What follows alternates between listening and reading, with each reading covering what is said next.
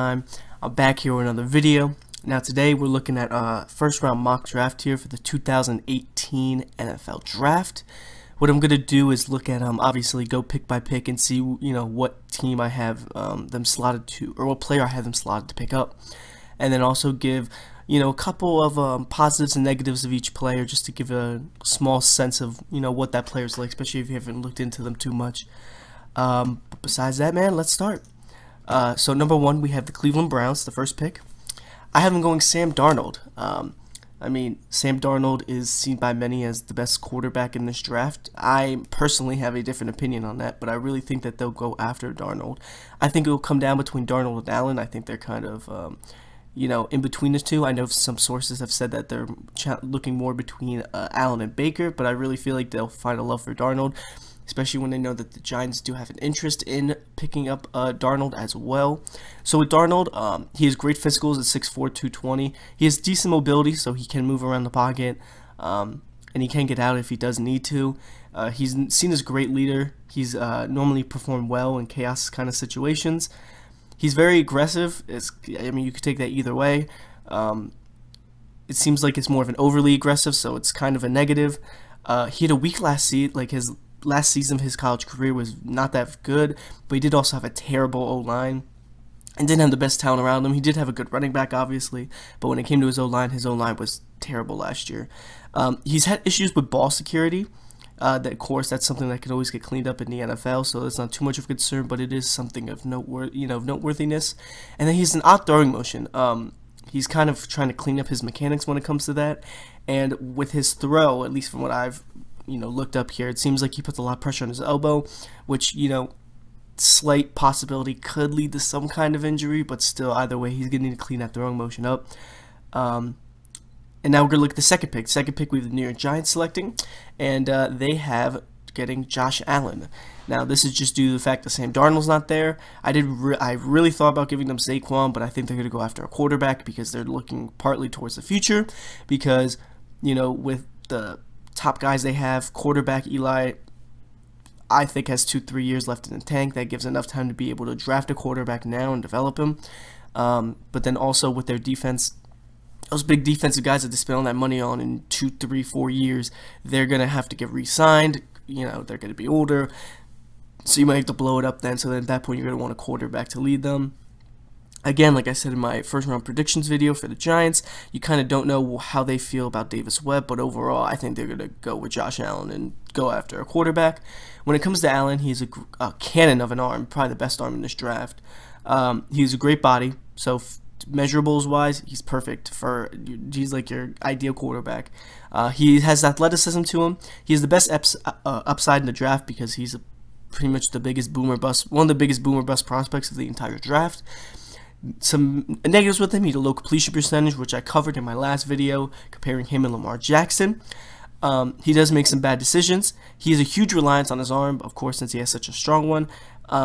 So that leads to things, for example, like overthrowing on screens and certain things like that. And then he also struggled against higher competition because he did play in a weaker conference. When he did go up to NFL, quote unquote NFL-like defenses, he did struggle. So next up, we have the Jets at number 3. I have them going with Baker Mayfield, Broadway Baker. So with Baker Mayfield, he's an accurate quarterback. Within the structure and the system that he had going, he was very good within it. He keeps his eyes down the field. Amazing work ethic. Very confident. That's kind of more of a neutral, because some people do see it as being cocky. In my opinion, I like the competitiveness that he has and the confidence that he has in himself. He has supposed quote-unquote character issues. I don't think they're that much of a concern. He did run away from the cops and, do some sort of on-field antics, but overall, I'd rather have a guy that has that fire in him. And I think he fits perfectly with the Jets. That personality is just perfect with the Jets and in that New York market. He is undersized, though, around, close to 6 foot. And then he's also in a non-pro system. So with his system, there's lax throws under center and a lot of RPOs.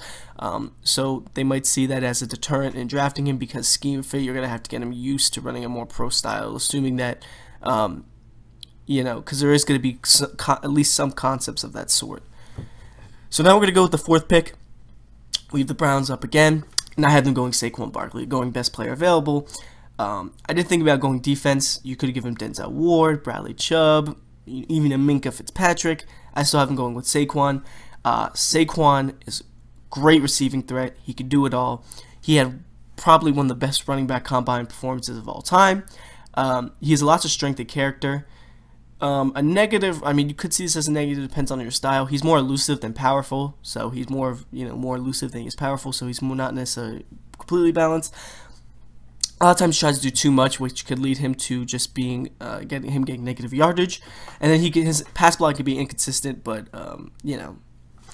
it's not necessarily like a end-all be-all when it comes to running back, and with how great of a talent he is, it's kind of a risk that's worth taking. So now we go with the Broncos. And I've been getting Denzel Ward. He's very athletic. He's great footwork. He's an instant starter. You could throw him in a nickel. He allowed only 32% completions, in college. He's a great feeling of routes. He doesn't have a huge frame and strength, but, he can always build up on the strength. And then he might not be an outside cornerback. He might be a guy that might always be a full-time nickel. And then also with the Broncos as well, they do, one of their bigger needs is quarterback after getting rid of Aqib Talib. So now we have the 6th pick with the Colts. I have them going after Bradley Chubb. Bradley Chubb has great physical traits. He has great size and athleticism. He's a track history production. He has 25 sacks in 3 years, with 20 coming in the last 2, with him also facing very good competition. He has a great motor. He looks to strip the ball. He can be versatile on the line, so you can kind of put him in multiple spots. He projects as an instant starter in a future Pro Bowl. He needs to develop some control, and he also has inconsistent balance when faced with contact, but again, that's small things in the grand scheme of things. Also, edge rusher, you could say that one of the Colts' #1 needs. They also could use linebacker, offensive line, wide receiver, DT. I could see them maybe going Quentin Nelson, but I had them going with Bradley Chubb. He's been the guy that's been slotted them ever since, for months now, and I think that's still going to be it. So now at 7, we have the Bucs. I had them going with Derwin James. If Saquon, which I don't believe he will, but if God forbid Saquon's able to fall a couple picks down there, I could see them going after Saquon. They do need a halfback, but right now at 7, with Saquon off the board, I don't see them getting that. They could also go with Minkah, but I really feel like they'll go with Derwin James and more of an absolute linebacker here. And with Derwin James, he's an alpha in the locker room. He's very athletic. He's versatile. He's a savvy blitzer. He's a guy that can set the tone of a game. He can improve his coverage and his run defending. He's a torn ACL in his injury history, so it's cause for concern. He only has 26 games in his career, and his reads are a tad bit slow, so that can lead to him having slower reactions. But overall, I mean, he is a game changer at safety. I really like Derwin James. So with the Bears, I have them going after Quentin Nelson. Obviously, he's one of the top, in my opinion, top 3 players in this draft, or as an overall prospect. He's great size, great technique, rarely overpowered. Great run blocker, and he's not a liability in the pass game. He's good at both. If you exclude positional value, he's probably arguably the best prospect. He has all-pro potential. He does have some injury concerns, but nothing too crazy. And he needs to heighten his pace for the NFL, so he needs to up his pace. But again, that's something that just comes with experience. So I think he'll do fine, and I think the Bears get a great steal. They have another offensive lineman that they could do to help Trubisky. And I think they're really going to need that to start going around their quarterback of the future. So now we have the 49ers. I have them getting Tremaine Edmonds. I did think about giving them a wide receiver, but I think Calvin Ridley's a little bit of a reach to go after need, and I think there's other guys they can get in the second round. With Tremaine Edmonds, he's a great combo of size, speed, and athleticism. He's 6'5", 253, and has a 4.5 speed at the combine. He's very disruptive. He can have an effect as an edge rusher too, obviously, because of athleticism. There's questions about depth at the position with the issues with Reuben Foster, and so I think with that they will lean more towards going with Tremaine Edmonds because he's going to be available here at this pick, and also Reuben Foster, don't know how long he's going to be out for, and just things of that nature. He makes some mental mistakes, and he has subpar instincts with lack of patience, but again, with the amount of athleticism and potential that you get out of him, it's kind of hard not to swing at him. That's just stuff that you can, he can make up for the mental mistakes with his athleticism, and the patience is something, the discipline he can now obviously develop over time. Now we have the Raiders at 10. I have them going with Roquan Smith. Roquan Smith, great athlete, elite athletic ability. He's intelligent. He's disciplined. He can play sideline to sideline. He squeezes the receiver in the zone. The only issue is he's a little undersized. He needs to get one step ahead on the blocking so he's not overpowered. And he needs a little bit of improvement when it comes to his ability to diagnose at the next level. But overall, I feel like he's a perfect fit with the Raiders. He's been another guy that's been mocked to them ever since the beginning, and I could see them going with that because it's they could always use an improvement in their linebacking core. So now we come to the Miami Dolphins. I have them going Vita Vea, DT. Now Vita Vea is a big intimidating DT. He's lots of power. He's seen more by teams as a run stopper though. He has the potential to be a good starter. Teams could see him as a run play only type of guy because he doesn't show enough in the pass. He doesn't have the quickness to get around the edge and pass rush, and he has inconsistent play tape because with him he's a guy that can look like a star then one play and average the next, and that's something where I've seen on multiple different sites and everything that they have pointed out. A lot of people talk about them getting a quarterback. I could see it happening. I think they have faith in Ryan Tannehill, though, at least give him another year. And then I could also see them going with quarterback. Not quarterback. I already said that. I could see them going with safety. I could see Minka going off the board at this point, but I think they'll go with Vita Vea because they did lose Ndamukong Suh, and I think they're going to want to replace that. Not saying it's necessarily the best decision, but that's what I see them going with. So now we have the Bills at 12. Now the Bills to me are a prime candidate to trade up, but in this draft I'm not going to use any trades. I just think that's, it's impossible to predict them. So I'm just going to go with how it is. Either way, they still get a quarterback, and I had them getting Josh Rosen. Josh Rosen has great footwork. He's probably the most accurate quarterback in the draft. He's a lot of experience under center. He has great mechanics. He's accurate when he's blitzed, and he has great touch. The issues that come with him is he has some personality concerns. He's supposedly been condescending towards his receivers. There's also been questions of his passion and willingness as a student. We don't know how true those are. It's kind of just, run-of-the-mill rumors, but it's still probably something that some teams are probably still considering. He's durability concerns. He's had shoulder issues in the past, so that's definitely something that could creep up later. He's not very good mobility. His arm strength isn't, average to below average, and he's a high floor, low ceiling, so I think he fits perfectly with the Bills because they're not going to rely on Nathan Peterman to be a starter, so they put in Josh Rosen there. They could start in day one, and I think they can definitely use him well. Like I said, I could see them trading up with a team like the Broncos who don't need a quarterback, and still I think that there's possibly a chance Denzel Ward will fall. I think he'd probably go with the 49ers. They could still find someone to get though.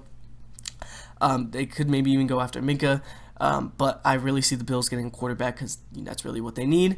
So next we have the Redskins, and I have getting Daron Payne, DT. He plays like a pro. He's great natural strength. He's someone you have to game plan for. He's a great athlete for the position.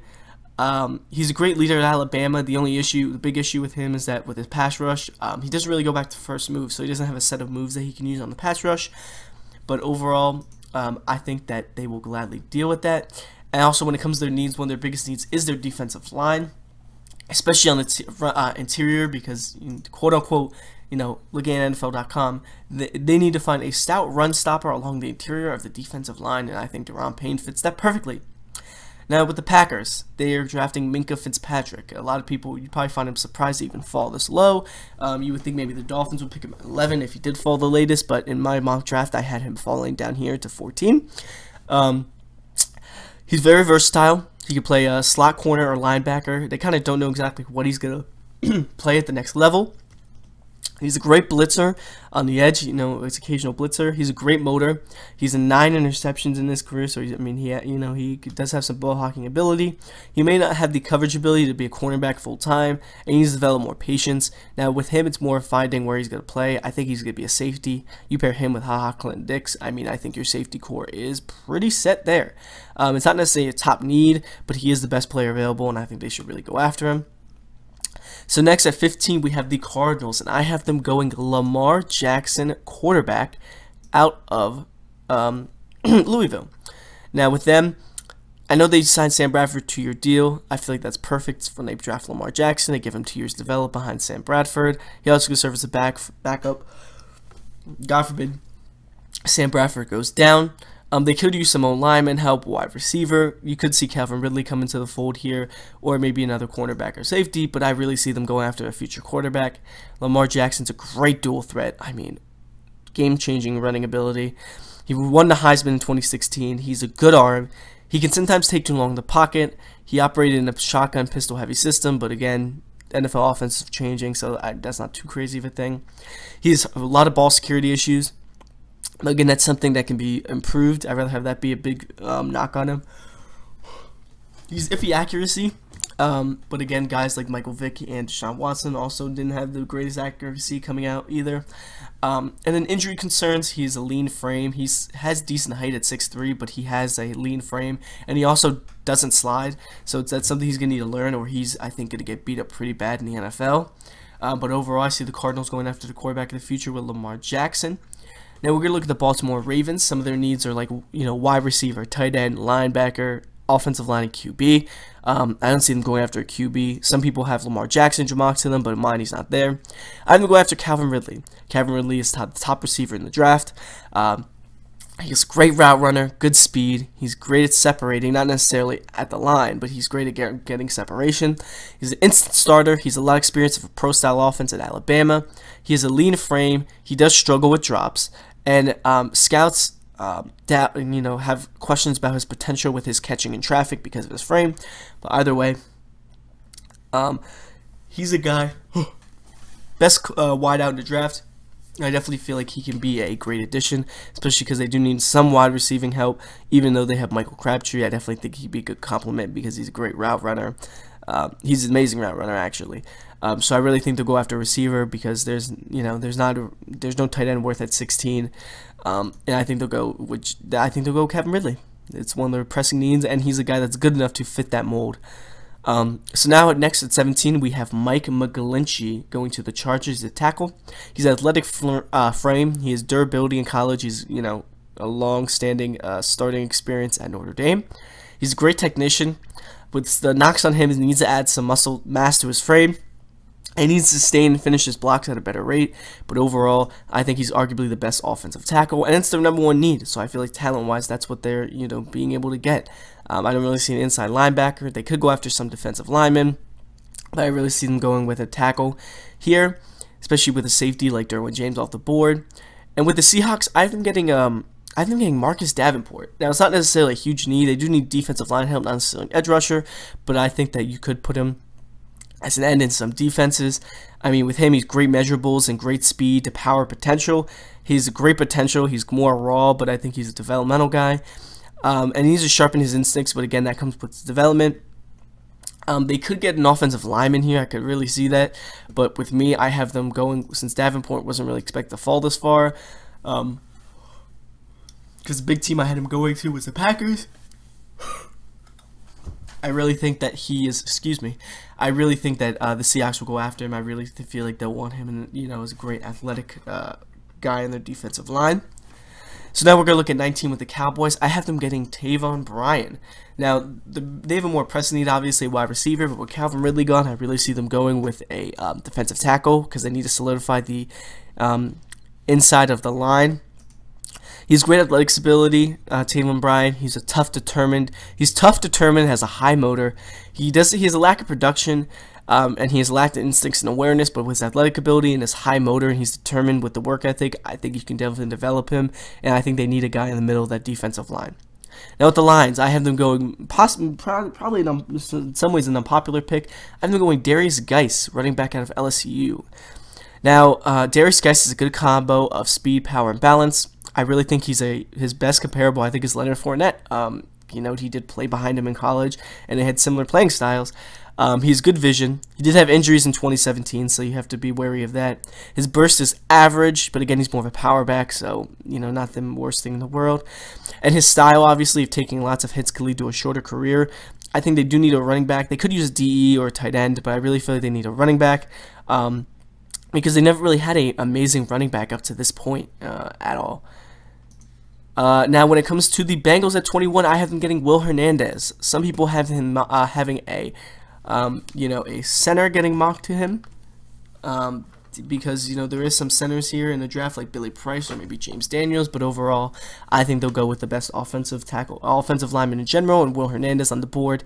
He's agile, great work ethic, and love for the game. He's great body control. He does lack the prototype size at 6'2", and he also has shorter hands and arms. But I think with his talent that he shows, I think it'll, you know, you can work with that. You can work with that, and they definitely do need help on the interior of their offensive line, even with getting Cordy Glenn. Now 22, we have the Bills drafting again. I do think they'll probably not have this pick because they'll trade up, but either way, with them picking at 22, I have them getting Isaiah Wynn. Some of their biggest needs, they need a QB, which they've gotten already, offensive line, wide receiver, safety, and linebacker. With Isaiah Wynn, he has experience at guard and tackle, so he does have versatility on either spot of the line. They also did just lose Cordy Glenn, so they could throw Isaiah Wynn at tackle. He's great at technique. He's technically sound. He can hold over in the pass and the run, but there is some concerns about his size. But again, size isn't everything, and I think they'll look past that to be able to draft him as the best offensive lineman. 23, we have the New England Patriots going with Rashaan Evans, the linebacker. He has the build of a new age NFL linebacker. He fits that prototypical build of the newer linebackers. He has good length and speed. He's quick to diagnose. Some knocks on him is that he had nagging injuries that do raise durability concerns, and he's a lack of instincts that experienced players have at the position. Because he just didn't have a lot of particular starting experience, and it's one of the biggest needs on the Patriots is linebacker besides like corner, QB, and O-line. So I definitely think they'll go after him. Now, at 24, I have the Panthers going after Josh Jackson. That's one of their biggest needs besides like wide receiver and defensive end. They do need help with cornerback. They haven't had a really good cornerback there since Josh Norman. Josh Jackson is a great ball hawk. He had 8 interceptions alone last year, which led to college football, if I'm not mistaken. He does a good job in anticipating routes. He was more of a one-year wonder. He had one standout year, and he only had an average 40 time, but I think I kind of see him also in some ways as a Richard Sherman. He's a guy who doesn't have the best athleticism or at least speed, but he's a great ball hawk. He has great ball skills, and so I think he'll definitely be a good cornerback for them, and I think that that's what they should go after. It's one of their more pressing needs, and I don't think they should reach, at least at this point, to get a wide receiver. Now with the Titans, I have them getting Harold Landry, edge rusher.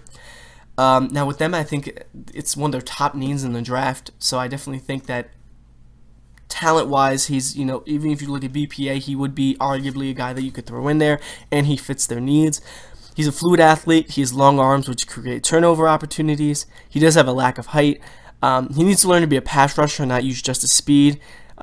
People compare him to Vic Beasley as a guy who had similar problem coming out, and that's why he struggled in his rookie year. I digress, though. And he also, with Harold Landry, he lacks the strength in his upper body and at the point of attack, but that's something he can obviously improve. And I think he'll definitely be a good edge rusher for them and really complete that defensive line. Now, with the Falcons at 26, I have them going Mo Hurst. One of their biggest needs is DT. They lost off Terry Poe to the Panthers, so I definitely think that that's exactly what they need for them. He's great initial quickness. He has a great motor to make extra plays. He's smallish for the position with his lack of strength, and he also had a heart issue.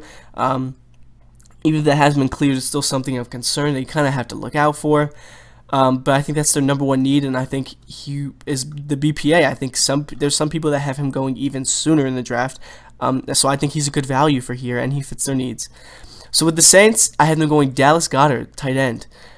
He's a great pass-catching tight end. He can make He's good at making spectacular catches. He's a good size at 6'5". He did show against lower competition, though, which is a knock on him, and he has inconsistent effort as a blocker. Kobe Fleener has not been the guy tight end, so that's one of their top needs. They could look at a wide receiver to put next to Michael Thomas or an offensive lineman, but I really feel like the wide receiver no line's more depth. Well, the tight end is a option for them to get rid of Kobe Fleener, and Dallas Goedert is that perfect pass-catching tight end that would fit perfectly with Drew Brees, so that's why I see them going after him. Now, with the Steelers, I actually have them going towards, while they do some pressing needs at inside linebacker and wideout and possibly safety, I had them going Mason Rudolph. I caved in. I had them going with a guy maybe like Mark Harrison, Justin Reed as safety. Either way, I end up getting Mason Rudolph. Mason Rudolph has great size. He does let routes develop and looks down the field, which is a good trait to have. He does have some ball security issues. He's more of a downfield passer, so he fits more of like a play action type of scheme. He struggles on rollouts and scrambling inside the pocket, and his arm can be dull at times, so his arm's kind of iffy. But he's definitely that prototypical pocket passer. And I feel like with Landry Jones hasn't really shown it, and Josh Dobbs, I don't really know. He hasn't. I mean, I don't know if he's necessarily looked at as a guy that can really be there. So I think they have him going after their future quarterback, especially after this past year with the Big Ben not necessarily showing that he can make it to be like a Tom Brady and necessarily be there till he's 40. So now we have the Jags at 29. I have them going Leighton Vander Esch, a linebacker from Boise State. Vander Esch he's big, long, and athletic. He's great in coverage. He shows talent as a blitzer. He does have a lack of experience as only a one-year starter, and he needs to fill out his frame. But with them losing Paul Posluszny, I really think they need a new linebacker, and I think Vander Esch fits the mold. Some people have him going a tad bit, couple picks early, but I feel like him being a good fit for the Jags. Some people have them going quarterback. I don't see it. That's just because there's no quarterbacks left on the board, at least in my mock draft. So I have them going Vander Esch. When it comes to the Vikings, I have them drafting Connor Williams. Connor Williams is a leader in the locker room. He's good muscle mass. He's capable technique. The knocks on him, he does have a lack of length, and he did disappointing 2017 compared to previous years. He's great as a freshman, but he kind of was lackluster in his 2017 tape. And he seems to lose some of his lateral quickness because of his injury issues, but I feel like they definitely need help at tackle or guard. At offensive line, you could put him at either spot. He is projected on NFL.com as a guard. He did play tackle, though, at Texas, so I feel like he could play either position, and that's actually good value there at 30 for the Vikings. So now at 31, I have the Pats going Jari Alexander. Now, that's one of their more pressing needs. They got their linebacker already at 23. Now they go with their corner after losing Malcolm Butler. Jari Alexander has good instincts. He anticipates routes. He seems to be a full-time nickel corner in the NFL. He's tough and athletic, and he did have injuries and missed time in 2017. He's definitely a good cornerback, though, especially later in the first round. He's definitely a first-round grade as an overall prospect. It's one of their more pressing needs, so I think he fits perfectly. Now, with the last pick, I have the Eagles, and the Eagles were a tough one because I mean, they linebacker, tight end, running back, wide out. They could go with a tight end or a linebacker. This is a pick I see them trading out of the first round, going some early second, I think. But overall, I have them drafting Sony Michel. Sony Michel's a great north and south runner. He's disciplined. He's good in pass protecting. He only has passable pass catching ability, so it's not strength of his, and he does lack finesse. But I think as a solid runner, and that's of them needing what they need, especially providing depth at that running back spot with Jay Ajayi, I think he's a good pickup. And so with that, that is my mock draft here. Some notable guys that fell out. Billy Price is one. He's a center, so I don't really see any centers going off the board here. There's a couple other guys, but overall, when it came to my mock draft, that's just really how everything ended up working out. There are some quarterbacks I could have put here, like Isaiah Wilson, but I kind of went more for Jari Alexander with the Patriots. But overall, that is my mock draft. I want to hear what you guys think, and if you agree with, if you agree or what picks you agree and disagree with. Overall, like and comment on the video. I want to hear your feedback, and then also subscribe to get more content from me. As a Jets fan here, I haven't really, Broadway Baker, baby. They're getting their franchise quarterback this time in the draft. I want to hear what you guys also want for your teams, what teams you're rooting for, and what you have them picking. Besides that, guys, I'm out.